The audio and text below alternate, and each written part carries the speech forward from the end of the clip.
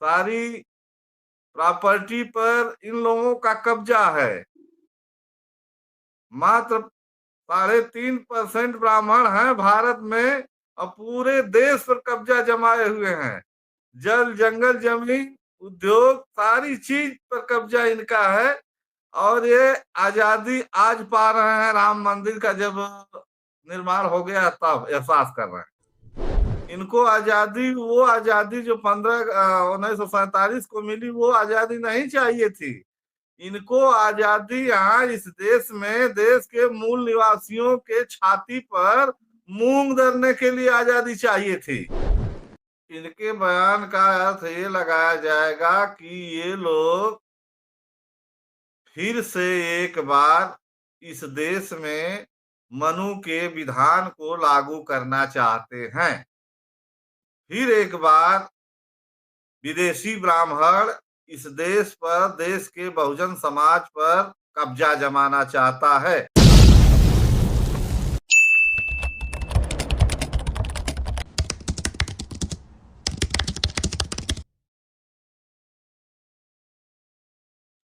नमस्कार, जोहार जंगलवासी। मैं हूं विनोद कुमार देव। आप देख रहे हैं voice Republica, the voice of real representation. साथियों, हमारे साथ इस समय गाजीपुर से जुड़ चुके हैं माननीय विजय कुमार आदिवासी जी, जो प्रदेश अध्यक्ष हैं राष्ट्रीय आदिवासी महासभा के और पूर्व जिला प्रभारी रह चुके हैं भारत मुक्ति मोर्चा के। सर, स्वागत है आपका हमारे चैनल पे। जय मूल्यवासी सर। सर, एक बयान आया है माननीय मोहन भागवत जी की तरफ से। जी, उनका कहना है कि असली आजादी जब राम मंदिर बना है तब मिली है। क्या बोलेंगे सर इस पे? दरअसल सर, इस पर बोलना क्या है, साफ स्पष्ट देश में दिखाई दे रहा है कि ब्राह्मण राज सत्ता के लिए देश और प्रदेश में बड़ा परेशान थे। और ईवीएम चोरी, बेईमानी, डकैती के बल पर इन केन प्रकार से ये लोग सत्ता में आ गए। और सत्ता में आ गए हैं जब, इनको जब खूब मनमानी करने का लाइसेंस मिल गया है, तब ये लोग अपने आप को समझ रहे हैं कि अब असली आजादी मिली है हम लोग। इसके पहले ये लोग जो है गुलाम थे। जरा इन लोगों का बयान देखिए, ये लोग गुलाम थे। सारी प्रॉपर्टी पर इन लोगों का कब्जा है। मात्र 3.5% ब्राह्मण हैं भारत में और पूरे देश पर कब्जा जमाए हुए हैं। जल, जंगल, जमीन, उद्योग, सारी चीज पर कब्जा इनका है। और ये आजादी आज पा रहे हैं, राम मंदिर का जब निर्माण हो गया तब एहसास कर रहे हैं। माने सवाल अभी ये लोग, सवाल अभी पैदा ये होता है लोग सर आ, उनके इस बयान पर एक सवाल पैदा होता है जो काफी महत्वपूर्ण है। हाँ 15 अगस्त 1947 को जो आजादी मिली है, उसके लिए काफी लोगों ने कुर्बानियां दी है, काफी लोग शहीद हुए हैं, बहुत सारी लड़ाइयां लड़ी गई हैं। उसके बाद वो बोलते हैं कि वो असली आजादी नहीं थी। अब उनके बयान से यह साफ साफ जाहिर होता है कि 15 अगस्त 1947 को जो आजादी मिली वो झूठी थी और असली आजादी राम मंदिर बनने के बाद मिली है। तो वो आजादी क्या थी सर? वो सही कह रहे हैं सर। उनके बात में दम है और उत्तर भी उनके बात में ही मिल जा रहा है। आप पिछला इतिहास उठाकर देखिए आजादी का। उसमें अंग्रेजों की चमचागिरी यही लोग करने वाले थे और अंग्रेजों से माफी मांगने वाले भी यही लोग थे। तो उस समय लोग आजाद कहाँ थे? वो तो अंग्रेजों के साथ अपना जान माल की किसी तरह सुरक्षा कर रहे थे। इनको आजादी, वो आजादी जो 1947 को मिली, वो आजादी नहीं चाहिए थी। इनको आजादी यहाँ इस देश में देश के मूल निवासियों के छाती पर मूंग दरने के लिए आजादी चाहिए थी, है ना। ये देश आजाद हो जाए, अंग्रेज चले जाएं, ताकि यहाँ के मूल निवासियों को के ऊपर जो है हम लोग राज करें। तो वो अब उन्हें सत्ता मिली है, तो अब बेचारे ये एहसास कर रहे हैं कि असली आजादी अब मिली है, एहसास कर रहे हैं, क्योंकि पूर्ण रूप से सत्ता पर काबिज हैं ये लोग। तो महसूस कर रहे हैं लोग कि अब हम लोग जो चाहेंगे वो करेंगे, कर ही रहे हैं। तो आजादी तो महसूस हो ही रही है उनको, और वो आजादी जो थी वो उनको महसूस नहीं हो रही थी। उनको पूरा राजपाट चाहिए था ना, गरीबों का खून लूटने चूसने के लिए, मूल निवासियों का को रौंदने के लिए, कुचलने के लिए। और ये लोग मनु के चेले हैं, तो छपटिया रहे थे ना उस समय, छपटा छपटा एक छटपटाहट थी लोगों एक में ना। एक एक महत्वपूर्ण सवाल है सर। हाँ, एक महत्वपूर्ण सवाल ये है कि भारतीय जनता ने जो आज़ादी हासिल किया 15 अगस्त 1947 को, वो अंग्रेजों की गुलामी से आज़ादी हासिल किया। अंग्रेजों की जो प्रताड़ना थी, जो अत्याचार था, अन्याय था, उससे त्रस्त होकर के जनता ने वो आज़ादी हासिल किया। मगर मोहन भागवत की जो आज़ादी 2014 में मिली, उनके कहने के अनुसार वो लोग किस चीज से त्रस्त से, किस चीज से परेशान थे कि उनको 2014 में असली आजादी दिखाई दी। सर मैंने बताया तो कि ये लोग विदेशी हैं, ये क्लियर हो गया है देश में। तो विदेशी आदमी कहीं भी रहेगा किसी देश में, तो हमेशा ये कोशिश करेगा कि मैं यहाँ का कैसे मूल निवासी बनूं, और आने वाले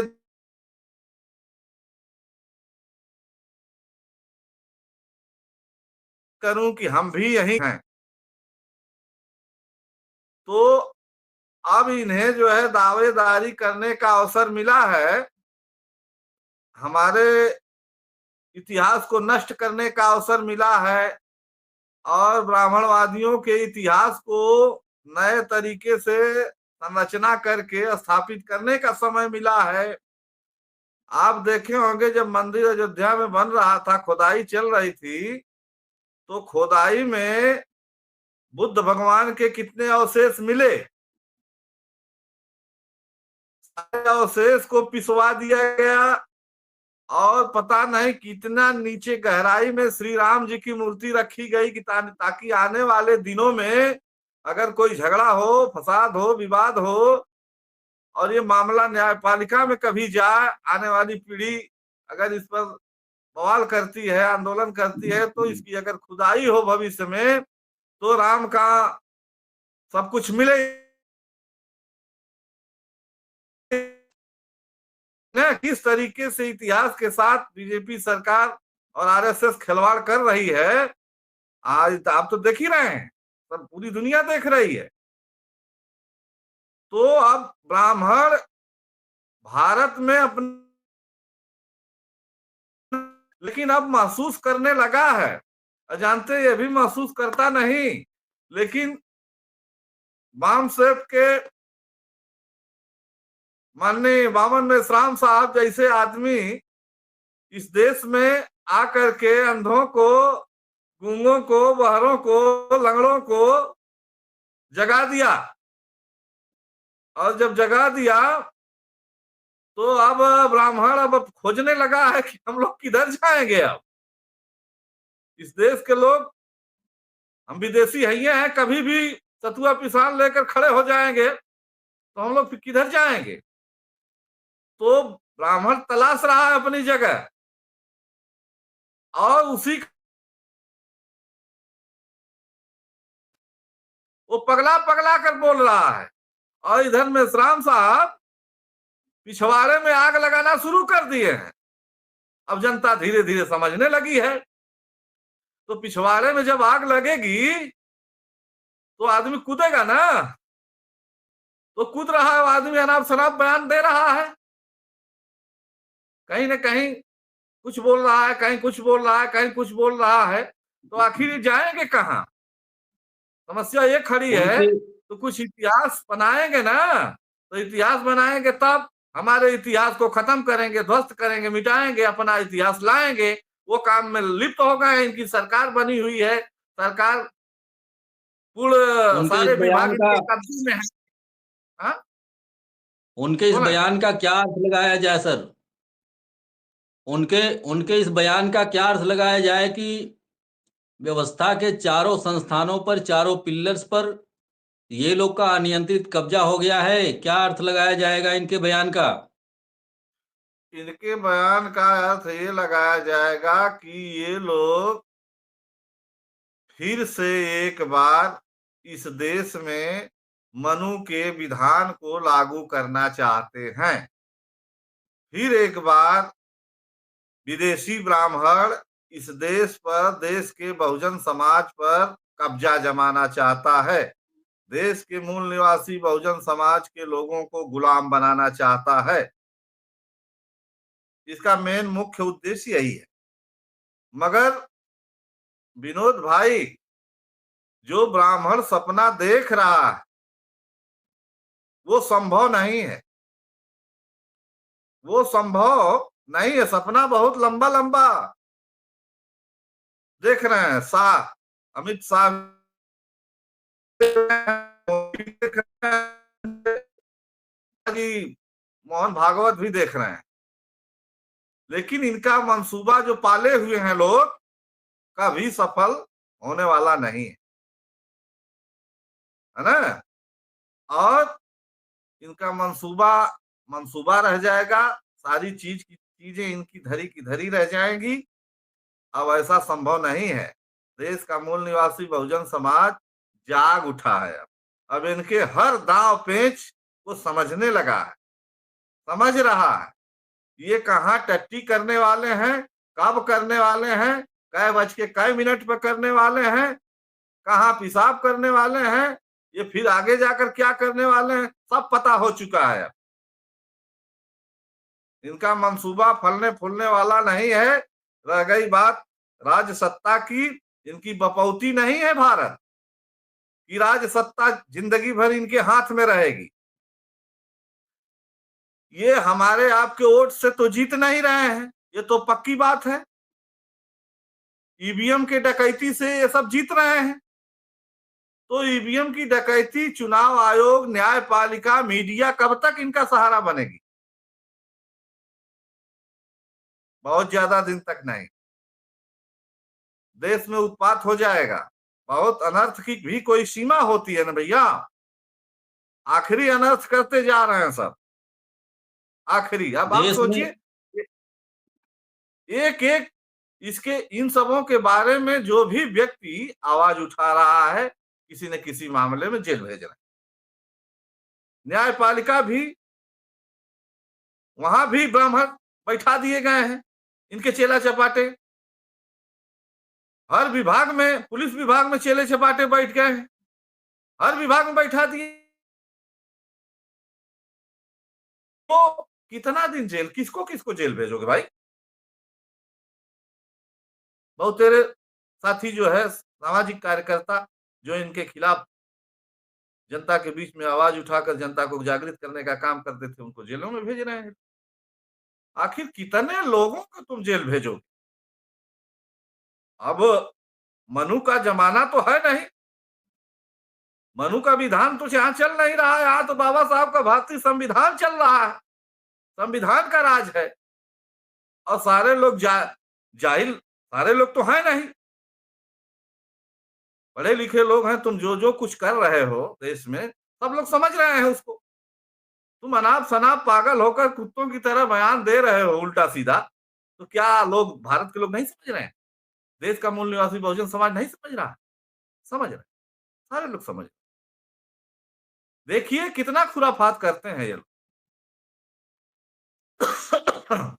अभी अभी सर खबरें बहुत तेजी से प्रकाशित हो रही हैं, और ये आंदोलन जो है माननीय बावन मेश्राम साहब का जाति जनगणना और ईवीएम के खिलाफ काफी तेजी से रनिंग पर है। वहीं दूसरी ओर उत्तर प्रदेश में यूपीपीसीएल का निजीकरण किया जा रहा है। किस नजरिए से देखते हैं आप इन सब चीजों को, जो प्राइवेटाइजेशन हो रहा है? प्राइवेटाइजेशन जो हो रहा है सर, उसके पीछे इनकी एक सोची समझी साजिश है, इनके बाप की। जो बाप बयान दे रहा है घूम घूम कर, उसी की एक कड़ी है ये।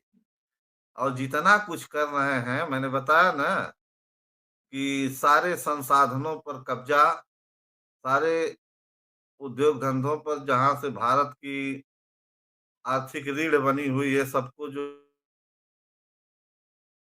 हवाले कर देना, ये देश को गुलाम बनाने की तैयारी है। लोगों को 1 किलो 2 किलो राशन पर मजबूर कर देना, जीने के लिए मजबूर कर देना। अभी और ये सब उल्टा सीधा करने वाले हैं। इतना करेंगे कि जैसे नाक में और मुंह में पेशाब कर देते हैं, अभी वो सब करना बाकी है। अभी ये सब करेंगे, अभी बहुत ज्यादा कुछ करेंगे। क्या और संदेश देना चाहेंगे? ये क्या संदेश गुलामी के देना चाहेंगे सर? संदेश हम यही क्या? देना चाहेंगे सर कि इनके राज सत्ता में हमारे भारत के राजनीतिक दल के लोग जो शामिल हैं, अनुप्रिया पटेल, नीतीश कुमार, चंद्रबाबू नायडू, जीतन राम मांझी, जयंत चौधरी और रामविलास के सुपुत्र संजय निषाद और ओम प्रकाश राजभर जैसे तमाम राजनीतिक दल के नेता जो समर्थन दे करके और देश को गुलामी की तरफ ले जा रहे हैं, इसका खामियाजा एक दिन इन लोगों को भुगतना पड़ेगा। आने वाले दिनों में इन्हें पब्लिक माफ नहीं करने वाली। रुपए के लालची, पैसे के लालची, इन लालचियों को ये पता नहीं है कि देश बीजेपी और आरएसएस किधर ले जा रहा है देश को, देश में क्या चल रहा है। ये पैसे के लिए कुछ भी करने के लिए तैयार हैं। अगर ये सब चाह दें राजनीतिक दल के नेता, तो क्या भारत में और प्रदेश में बीजेपी की सरकार रहेगी? मगर ये बिल्कुल। लुटेरे, इन लुटेरों के वजह से भारतीय जनता पार्टी का मनोबल बढ़ता जा रहा है, आरएसएस का मनोबल बढ़ता जा रहा, और देश आज गुलामी की तरफ जा रहा। तो इन लुटेरे नेताओं को हम चेतावनी देना चाहते हैं कि तुम पीछे आओगे इसी जनता के बीच। और भारत की जनता, देश का मूल निवासी Bahujan Samaj, SC ST OBC, पिछड़ा वर्ग, माइनॉरिटी, आदिवासी, सारे लोग देख रहे हैं तमाशा, और सारे लोग भुक्तभोगी हैं। सारे लोगों को परेशानी हो रही है, सारे लोग कष्ट झेल रहे हैं।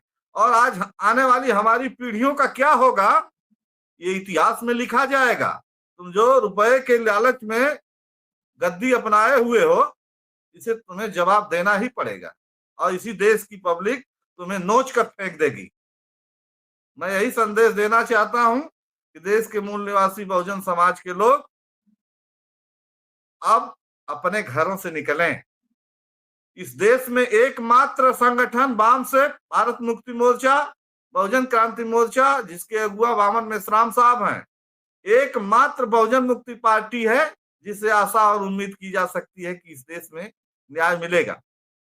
मगर हमारे लोगों को जाति नेताओं के पीछा को छोड़ करके जो सही लड़ाई लड़ रहा है, उसके पीछे लोगों को आना चाहिए, कदम से कदम मिलाकर चलना चाहिए, इस आवाज को बुलंद करना चाहिए। और जो नेता भारतीय जनता पार्टी को एनर्जी दे रहे हैं, ताकत दे रहे हैं देश को गुलाम बनाने में, उनको उखाड़ फेंकने की जरूरत है आने वाले दिनों में।